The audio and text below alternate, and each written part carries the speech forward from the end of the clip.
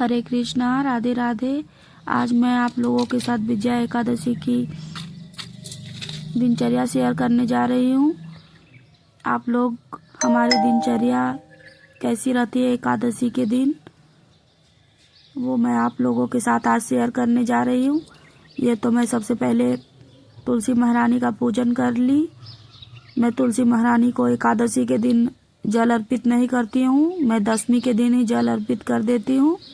अगर ज़्यादा गर्मी आएगी तो फिर मैं एकादशी के दिन भी जल अर्पित करूँगी। अभी ज़्यादा गर्मी है नहीं, तो इसलिए मैं दशमी के दिन ही जल अर्पित कर देती हूँ। तो एकादशी को ज़रूरत नहीं पड़ती है, इसलिए मैं एकादशी को जल अर्पित नहीं करती हूँ। ज़्यादा गर्मी आएगी तो मैं जल अर्पित ज़रूर करूँगी, क्योंकि तुलसी महारानी हमारी पौधे के रूप में है, तो वो उनकी देखभाल करना हमारी धर्म है। इसलिए मैं एकादशी पे जल अर्पित गर्मी ज़्यादा आएगी तो ज़रूर से करूँगी। उसके बाद मैंने तुलसी महारानी का अच्छे से धूप दीप जला के पूजन कर लिया। उसके बाद मैं दहलीज के पूजन पहले ही कर चुकी थी। ये मैंने दहलीज का पूजन कर लिया था, ये धूप बत्ती जला दिया था। उसके बाद मैं अब सीधा अपने मंदिर में आ जाऊंगी, और जो हमारे विग्रह है लक्ष्मी, गणेश, शालिग्राम भगवान, मैं उनको स्नान कराऊंगी शुद्ध ताजे जल से।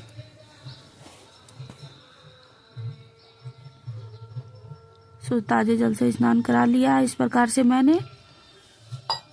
उसके बाद मैं सबको अच्छे से पोंछ लूंगी। अब मैं अपने लाला का स्नान दिखा रही हूँ। ये पहले मैंने पंचामृत से लाला का स्नान कराया, उसके बाद मैं शुद्ध ताजे जल से स्नान कराया। और बड़े लाला लाली का स्नान मैंने आज वीडियो में नहीं दिखाया है, उनको मैंने पहले स्नान श्रृंगार कर दिया है। अब मैं छोटे लाला का स्नान सिर्फ वीडियो में दिखा रही हूँ। आप एकादशी के दिन अपने लाला लाली को पंचामृत स्नान जरूर कराएं। अगर पंचामृत ना मिल पाए तो आप गंधोदक स्नान करा सकते हैं, जल में चंदन डाल के। अब ये इस प्रकार से मैंने टेबल पे पहले पीले कलर का कपड़ा बिछा लिया था।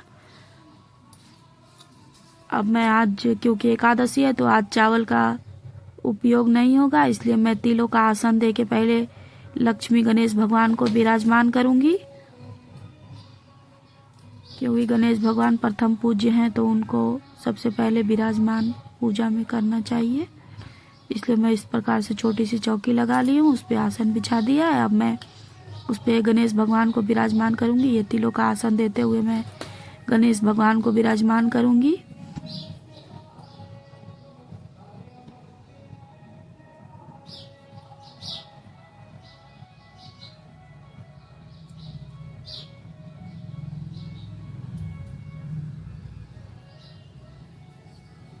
गणेश भगवान को विराजमान कर लिया है। अब मैं लक्ष्मी महारानी को भी विराजमान करूंगी। आज फ्राइडे का दिन है, तो लक्ष्मी महारानी का पूजन मैं अवश्य करूंगी। हर एक फ्राइडे को सभी को लक्ष्मी महारानी का पूजन करना चाहिए। और ये मैं इस प्रकार से लाल कलर की चुन्नी लाई थी, मैं लाल कलर की चुन्नी उड़ा दिया है। फिर आप लक्ष्मी नारायण भगवान या लड्डू गोपाल, राधा रानी, राधे कृष्ण, कोई भी मूर्ति या विग्रह तो आप उनको स्थापित कर ले। ये मेरे पास लक्ष्मी नारायण भगवान का तस्वीर है, मैं उनको विराजमान कर लिया। फिर ये पीले कलर की मैं चुन्नी लाई थी, मैं वो उनको अर्पित करूंगी। इस प्रकार से मैंने उनको ये पीले कलर की चुन्नी अर्पित कर दिया है। अब मैं सबको स्नान का भाव करते हुए जल की छींटे लगाऊंगी। लक्ष्मी नारायण भगवान को मैंने पहले ही जल से स्नान करा लिया। जल के छींटे लगाने के बाद मैं अब सभी को चंदन से तिलक करूंगी। चंदन से तिलक करने के बाद मैं रोली से तिलक करूंगी। विष्णु भगवान को रोली लगाऊंगी, और गणेश भगवान और लक्ष्मी महारानी को मैं सिंदूर से तिलक करूंगी। ये चंदन रोली से मैंने सबको तिलक कर लिया है।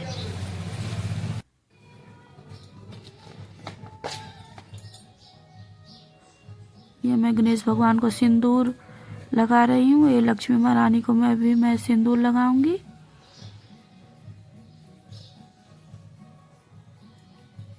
ये विष्णु भगवान को मैं रोली से तिलक करूंगी।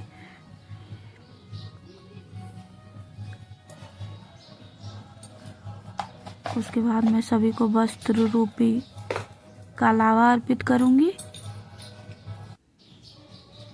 ये धूप दीप मैंने जला लिया है।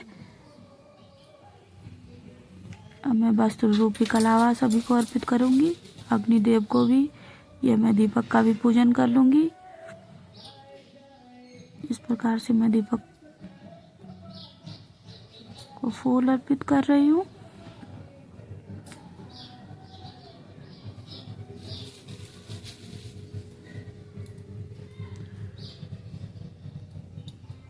हमारे पास जो भी फूल होता है मैं उनसे भगवान का श्रृंगार कर लेती हूँ। कोई भी फूल हो उससे श्रृंगार करने के बाद हमारे प्रभु बहुत ही अच्छे लगते हैं। यह मैं वस्त्र रूपी कलावा सभी को अर्पित कर लूंगी।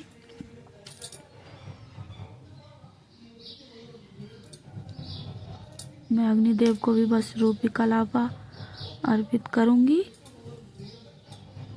ये दीपक का पूजन मैं ये दीपक को पहले जल चढ़ाया, उसके बाद मैं चंदन से तिलक करूंगी, तिल चढ़ाऊंगी। उसके बाद मैं अग्निदेव को भी वस्त्र रूपी कलावा अर्पित करूंगी। उसके बाद मैं लक्ष्मी नारायण भगवान को भी वस्त्र रूपी कलावा अर्पित करूंगी। इस प्रकार से मैं सभी भगवान को वस्त्र रूपी कलावा अर्पित कर दिया है। अब मैं सभी को फूल अर्पित करूंगी।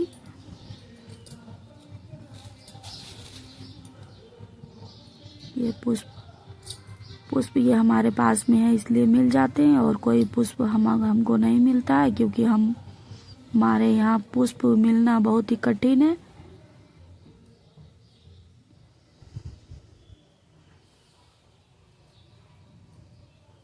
जब मैं मिलता है तब जरूर लाती हूँ, नहीं मिलता है तो मैं भगवान का पूजन ऐसे भी कर लेती हूँ।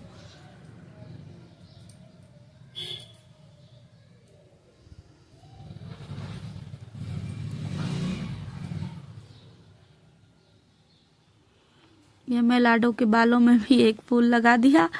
आप लोग कमेंट करके जरूर बताइएगा हमारी लाली कैसी लग रही है। मेरे को तो बहुत अच्छी लग रही है, आप लोग कृपया कमेंट करके जरूर बताइएगा।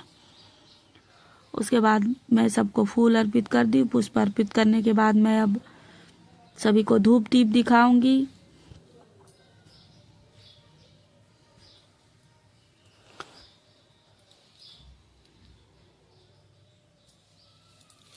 इस प्रकार से मैंने सभी को फूल अर्पित कर दिया है। अब मैं धूप दीप दिखाऊंगी।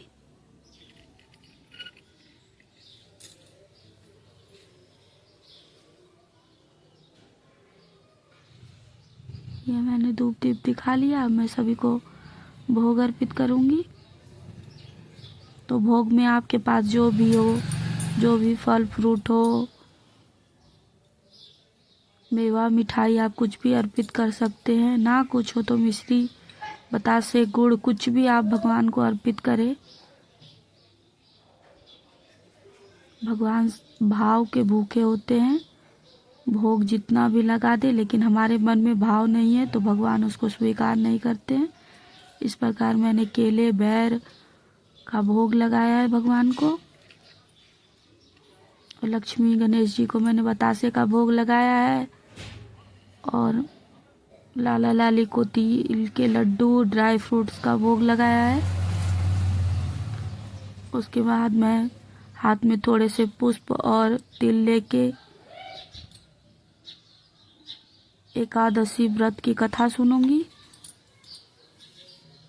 आपके पास पुस्तक है तो आप कथा पढ़ भी सकते हैं, मेरे पास नहीं है तो मैं मोबाइल पे चला के सुन लेती हूँ कथा को। एक समय धर्मराज युधिष्ठिर बोले, हे जनार्दन, फागुन मास के कृष्ण पक्ष की एकादशी का क्या नाम है तथा उसकी क्या विधि है, कृपा करके आप मुझे बताइए।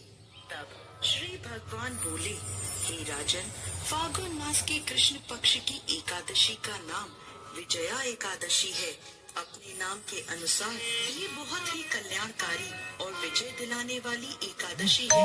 इस एकादशी की महत्ता को संसार तक ये मैंने पूरी कथा सुन ली है। अब मैं लौंग और कपूर से भगवान की प्रेम पूर्वक आरती करूंगी। तो सबसे पहले मैं गणेश भगवान की आरती करूंगी।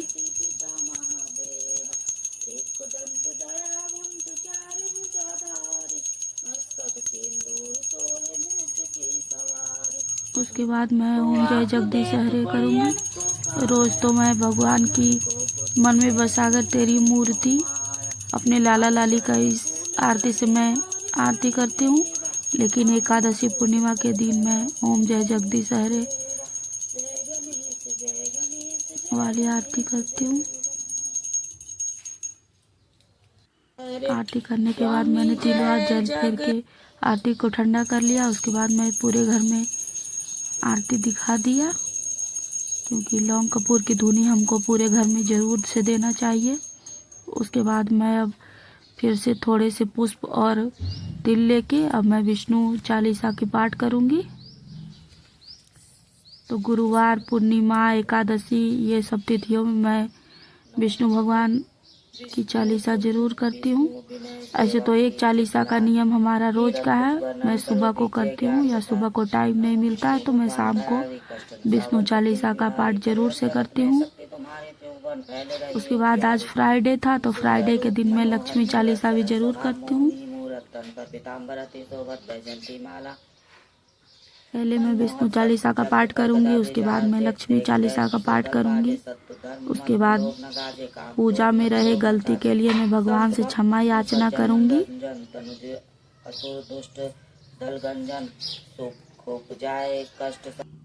इस प्रकार से मैं दोनों मनोकामना सिद्ध करे पूर्वों मेरी आस यही चालीसा का पाठ कर लिया।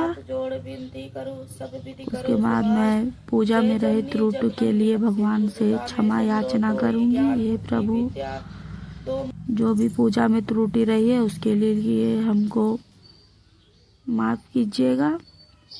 इस प्रकार से मैं भगवान को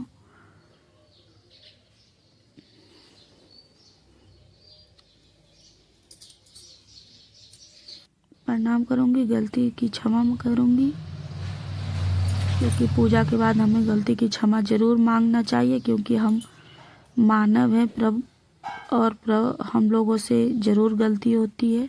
इसलिए प्रभु से मैं क्षमा याचना करूंगी। उसके बाद मैं ये देखिए इस प्रकार से हमारी पूजा हो चुकी है। ये देखिए हमारे लाला लाली कैसे लग रहे हैं, लाली के बालों में फूल कैसा लग रहा है, प्लीज जरूर के कमेंट करके बताइएगा। तो इस प्रकार से हमारा पूजा हो चुका है। ये देखिए हमारे लाला लाली कैसे लग रहे हैं। आज एकादशी था तो आज मैंने फिर से येलो कलर का वस्त्र धारण कराया है।